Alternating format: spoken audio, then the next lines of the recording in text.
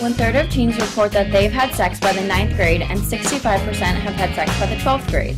Also, one-third of girls become pregnant before the age of 20 in the U.S., resulting in more than 400,000 births a year.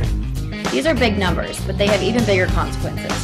Teenage mothers are more likely to drop out of high school, remain single parents, and live in poverty. In addition, there are negative consequences for the child. Total costs are roughly $9.4 billion each year. Abstinence education is one way that many states choose to address the problem of teen pregnancy. What is abstinence? Abstinence is not engaging in sexual behavior.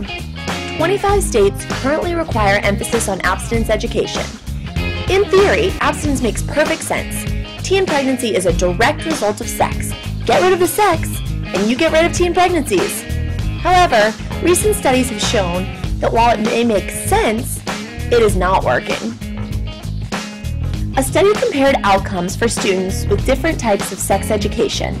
Some students never received sex education.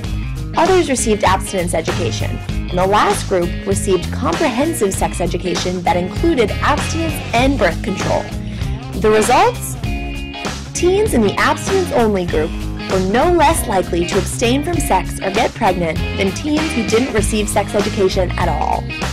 However, the teens who received comprehensive sex education were less likely to engage in sex and much less likely to get pregnant.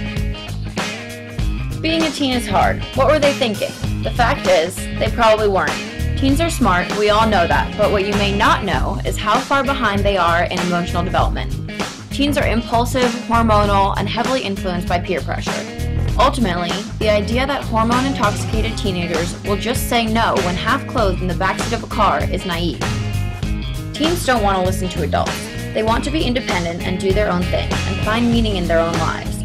We need to move away from abstinence-only education and empower teens to choose healthy sex habits that decrease risky behavior.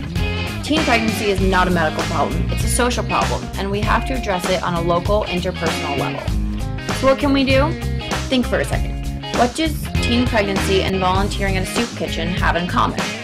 Teens who feel disengaged and alienated from their school or community are more likely to put themselves at risk for unhealthy sexual behaviors. Involving at-risk teens in volunteer work can change how they view themselves and make them feel like valuable members of the community. Let's rewrite the way teens think about themselves using a basic principle of social psychology, the do good, be good approach. The best way to change one's perception of themselves is to change their behavior. Kids who feel that they have a stake in their communities and clear goals for the future will be less likely to put themselves at risk by having unprotected sex. What's the best way to feel engaged and purposeful? Volunteering in something that you're interested in. This approach has been implemented with positive results.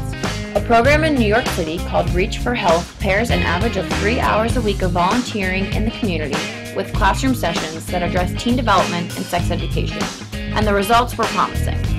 50% of virgins stayed virgins when volunteering was included, compared to 37% of teens who did not volunteer. 38% of teens reported having engaged in sex in the last 3 months, compared to 58% who did not volunteer. Replications of the program throughout the country have proven the value of community engagement as well. So what does this mean? There's a better way to address the problem of teen pregnancy than abstinence-only education. Don't let your child become the next statistic. Let's keep our teens healthy and on track. Get the youth in your neighborhood to volunteer.